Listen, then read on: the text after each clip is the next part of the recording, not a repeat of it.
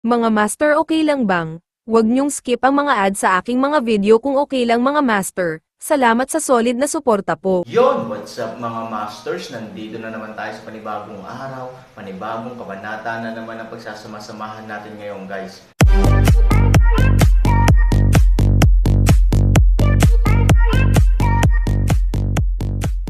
Bali mga masters, kung bago ka pa lang po sa aking YouTube channel, please click the subscribe button, lalong-lalo na po yung notification bell guys, para maging connected pa rin tayo sa isa't isa at maging updated kayo sa mga susunod ko pang video.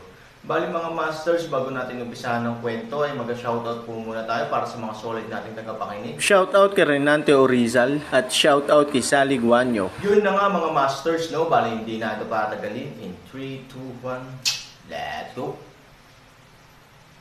Sa sandaling bumagsak ang mga salita, ang dalawang kalakal ay parang isang taong gutom na nakakita ng isang malaking puting baboy at direktang sumugod patungo sa Aaron. Ang aming mga galaw ay mas kakaiba at komplikado. Dapat mong makita ng malinaw. Umungo si Liang Han, at biglang nabaliw ang kanyang katawan. Nagbabago ang mga bituin. At ang ibang tao ay halos sabay-sabay na bumuo ng isang selyo ng enerhiya sa kanyang kamay, at mabilis na nagbago ang kanyang katawan. Ang buong tao ay parang demonyo. Ang Aaron ay hindi nang ahas na maging pabaya. Nagmamadali siyang bumalik upang hulihin ang kanilang mga aksyon at detalye. Imposibleng sabihin na ang Aaron ay hindi nalilito sa oras na ito, dahil ang dalawang taong ito, kabilang ang dalawang tao sa harap, ay halos direktang dumating ng walang babala, at ang mga tao sa harap ay hindi pa tapos sa pagtuturo. Sa proseso ng paggawa nito, libu-libong Korea ang kailangang tumingin sa pagtuturo ng 7 tao ng sabay-sabay. Ngunit tulad ng dati, bagamat naguguluhan si Aaron, ang kanyang katawan ay walang pakialam sa pag-aaral at pagguhit ng lahat ng uri ng galaw. Kahit na ang dalas ay talagang medyo deformed, kung titingnan mong mabuti at hatiin ang kanyang mga aksyon, makikita mo na ang taong ito ay gumagawa ng 7 aksyon halos sa parehong oras sa bawat oras. Kung ay disassemble mong muli ang 7 pagkilos na ito, makikita mong halos magkapareho sila sa mga kilos ng 7 tao sa paligid. Okay lang ba iyon? Natigilan si Liang Han. Ang anak ng asungot na ito ay may nakilalang freak. Ang isang tao ay maaaring matuto ng mga galaw ng 7 tao sa parehong oras. Bagamat nag-aalala rin sila tungkol sa kakayahang umangkop ng Aaron kapag nagtuturo, kaya't ang bawat aksyon ay sadyang nahati at ang pagkilos ay naging medyo mabagal, ito ay ganap na sinira ang konvensyon sa kanyang puso upang makamit ang gayong 7 pagkatuto. Bilisan mo. Uminom ang katabi ni Liang Hanchong sa mahinang boses. Kasabay nito ay biglang bumilis din ang pagkilos sa kanyang kamay. Sa sobrang bilis niya ay bumilis din ang mga katabi niya. Kailangang bilisan ang mga aksyon ng Aaron. Sa oras na ito, mula sa isang tiyak na pananaw, ang mga baluktot at masalimuot na pagkilos ng Aaron ay magkakahalo, tulad ng paglukso sa dakilang Diyos sa sandaling ito. Ngunit para sa sino man sa 10 tao na naroroon, ito ay hindi nakakatawa, ngunit isang malalim na pagkabigla. Kung hindi ako natatakot na hindi kita masyadong mabilis turuan, gusto ko talagang subukan kung nasaan ang iyong limitasyon. Walang pagpipilian si Liang Han kundi ngumiti ng mapait, at unti-unting bumagal ang pagkilos sa kanyang kamay. Ang kanilang layunin ay palaging turuan ang Aaron. Natural, hindi na kailangang ituloy ang labis sa bilis. Sa daloy ng oras, mga 10 minuto ang lumipas. Ang lahat ng mga pangunahing galaw at kaukulang mental na kasanayan ng 7 tao ay ganap na itinuro. Umatras ang 5 sa kanila, naiwan si Liang Han at ang lalaki sa pwesto. Nang makitang natapos na ni Aaron ang pangwakas na hakbang sa pagsasara, tumingin sa kanya si Liang Han at ngumiti, medyo kakaiba talaga ako. Mamamatay ka ba kapag kumakain ka ng maraming bagay? Obviously, hindi pagkain ang tinutukoy niya, pero natutunan ni Han Sanyi ang magic skills ng 10 tao. Mapait na ngumiti si Aaron at nagbiro, hindi pa ito nasa middle-aged. Kapag tumaba at nakalbo ang mga nasa katanghaliang gulang, iisa lang ang kanilang inookupahan. Nang marinig ang mga salita ni Aaron, nagkatinginan si Liang Han at ang lalaki at saka tumawa. Ngumiti ang lalaki at sinabing, gusto mo bang tumaba o kalbo? Tumaba ka. Kahit na ang ehersisyo ay makakapagligtas sa iyo. Kapag nasaran ka ng ulo, hindi ka maliligtas. Nag-isip si Aaron at sinabi. Muli silang ngumiti, at sinabi ni Liang Han, okay, dahil sinabi mo na, Kailangan talaga naming bigyan ka ng kasiyahan at magdagdag ng ilang mga brick at tile sa iyong paraan ng pagpapataba. Tiningnan sila ni Aaron na may kainahinala, hindi niya alam kung ano ang ibig sabihin ng mga sinabi nito. Sa lohikal na pagsasalita, ipinasa nila sa kanilang sarili ang kanilang pinakamakapangyarihang mga kasanayan sa mahika, kaya't ang mga katumbas ay natural na walang ibang ituturo, ngunit ngayon ay sinasabi nilang gusto nilang magpataba sa kanilang sarili. Hindi ba't medyo kakaiba? Nang makitang nalilito si Aaron, ngumiti si Liang Han. Bakit? Sa tingin mo ba kaming dalawang lumang bagay ay walang maituturo sa iyo? Nag-alinlangan nga si Aaron, ngunit hindi niya alam kung sasabihin niya ang totoo. Sabihin mo na ang dapat mong sabihin. Bahagyang tumango si Aaron at simpleng sinabi. Aaron talaga ang iniisip. Para sa tanong ni Aaron, hindi sinasadya ni Liang Han at ng lalaki. Ngumiti lang sila at hindi nagalit. 3,000, mali ka. At napakamali ka. Mga master, okay lang bang? Huwag niyong skip ang mga ads sa aking mga video kung okay lang mga master. Salamat sa solid na suporta po. Oh, hindi maintindihan ng Aaron. Ngumiti si Liang Han, hayaan kitang tanungin, anong uri ng bagay ang pinakamahirap, o anong uri ng pamamaraan ang pinakamahirap? Saglit na nag-isip si Aaron at umiling, ang puntong ito ay hindi alam, ngunit hindi ko alam. Sana'y bigyan ako ng dalawang nauna. Ngumiti ang lalaki, hindi naman urgent ang pagsagot sa amin. Nag-iisip ka at relax ka sa pag-iisip. Nang marinig ito, si Aaron ay nag-isip muli, ngunit mayroong libu-libong mga kasanayan sa mundo, at ang kasanayan sa Dharma ay maaaring matulog sa ilalim ng lupa sa pagkamatay ng lumikha. Natural, mahirap ikumpara sa ibang Dharmas. Sino ang mas makapangyarihan? Gonggong at Shin Kyung lang ang lahat. Walang panalo o pagkatalo, kaya natural walang tinatawag na mas mahirap. Gayunpaman, sa pagtingin sa mga ekspresyon ng dalawang tao na may malabong ngiti, naniniwala rin ang Aaron na hindi sila kumukuha ng tanong upang subukan ang kanilang sariling paglalaro. Dahil may ganyang tanong, dapat may kaukulang dahilan. Sa makatuwid, ang Aaron ay seryoso pa ring nag-iisip. Biglang may lumabas na kakaibang ideya sa kanyang isipan, at ang buong tao ay hindi napigil ang matawa. Bagamat inaakala niyang medyo paile ang sagot, mukhang tama naman ito. Sa makatuwid, sinubukan at sinabi ni Aaron, ang pinakamahirap na paraan sa mundo ay dapat ang hindi niya matutunan. Dahil hindi ka matututo, natural na pinatutunayan nito ang kahirapan nito, kaya ang sagot na ito ay medyo mapangahas, ngunit ito talaga ang pinaka-perpektong sagot sa ilang lawak. Muling ngumiti si Liang Han at ang lalaki sa isa't isa. Obviously, sobrang nasiyahan sila sa sagot ni Aaron. Tama ka. Ang pinakamahirap na spell sa mundo ay iyong hindi mo matutunan. Ang mga bagay ay lampas sa saklaw ng iyong kakayahan at pangunawa. Natural, ito ay tulad ng pagbabasa ng aklat ng langit. Liang Han daw. Sinabi rin ng lalaki, oo, mula noong sinaunang panahon, maraming may kakayahang tao at iba't ibang iskolar na ipinanganak sa 8 kontinente na ito, lupa. Ngunit ang iba ay umaasa na ang kanilang panghabang buhay na pagsisikap ay makakatulong sa mga susunod na henerasyon, kaya sila ay ipinasapasa. Pagkatapos ay sinabi ni Liang Han, may ilang mga bagay na maaaring makuha ng mga susunod na henerasyon, na kanilang natutunan at minana, ngunit may ilang mga bagay na talagang malawak at malalim at hindi maintindihan. Siyempre, madaling intindihin. The better things go beyond complexity, mas mahirap intindihin. Tumango si Aaron, na totoo.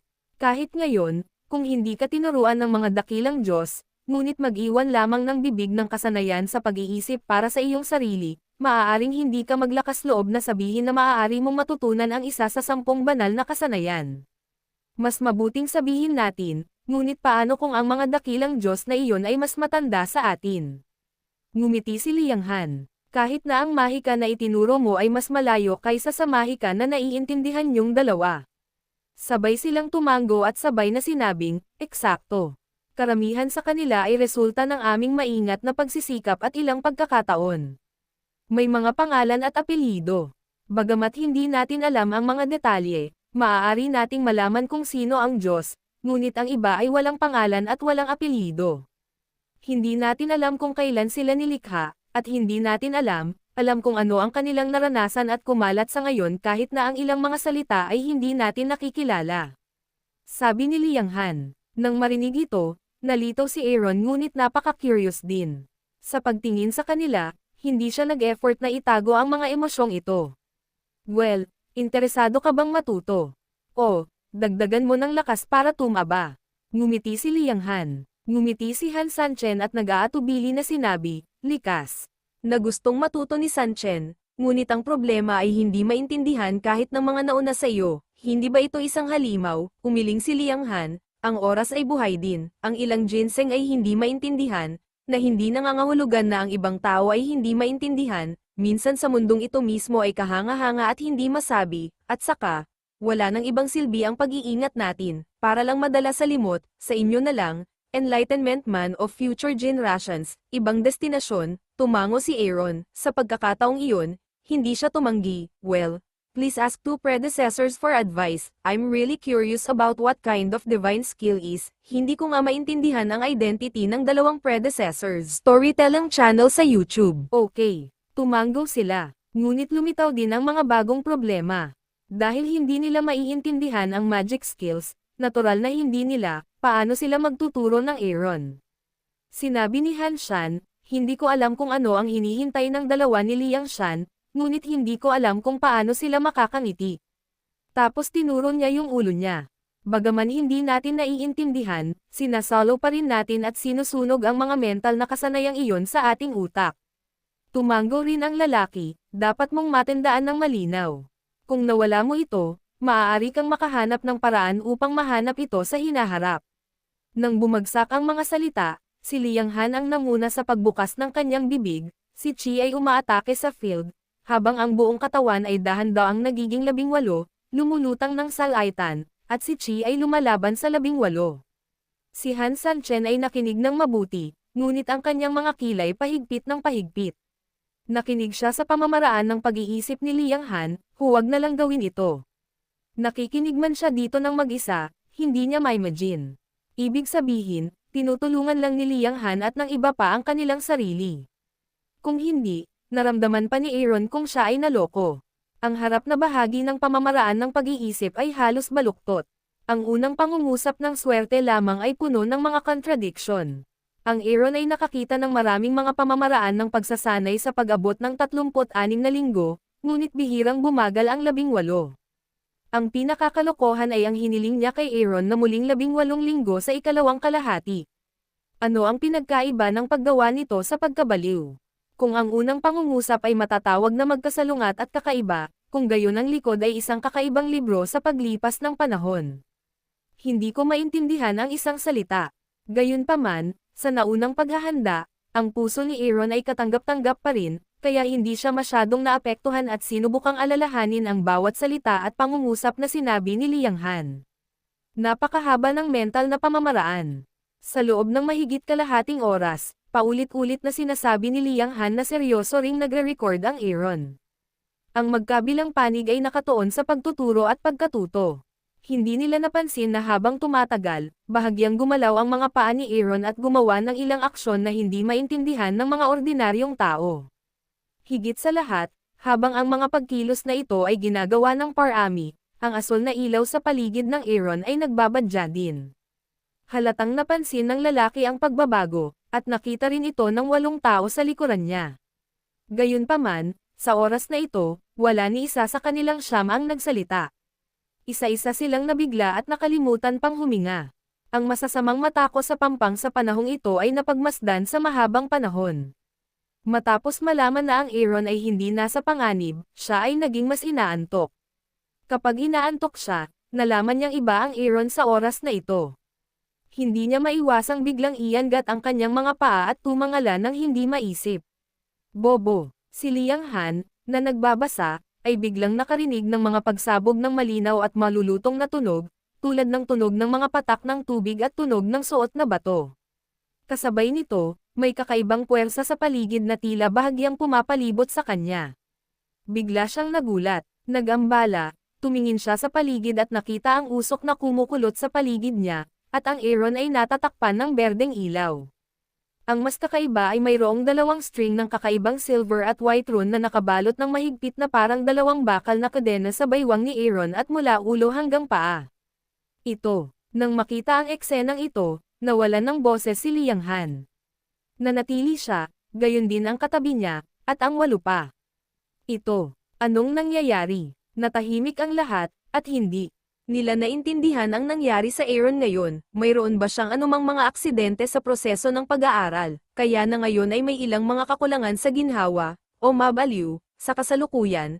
Ang huling sitwasyon ay ang pinakamalamang, ngunit sa ikalawang pag-iisip, Aaron bahagyang ipinikit ang kanyang mga mata, ang kanyang mukha ay kalmado, at ang mga kakaibang ilaw sa kanyang paligid ay medyo stable. Hindi ito senyales ng pagkabaliw. Sa makatuwid, ang posibilidad na ito ay maaaring karaniwang pinasiyahan, nang ang lahat ay naliligaw. Biglang may naalala at sumigaw kay Liang Han, "Lao Liang, huwag tumigil, huwag tumigil, patuloy na magbasa, magpatuloy sa pagbabasa." Siya, sinasanay niya ang lihim na kasanayang itinuro mo. Ngayon lang siya, Yun na nga mga masters, no? Bali panibagong kabanata na naman yung natapos natin ngayong gabi. Muli, maraming salamat po talaga sa walang sawang suporta po sa aking YouTube channel na talagang inaabangan nyo po ang bawat upload ko po.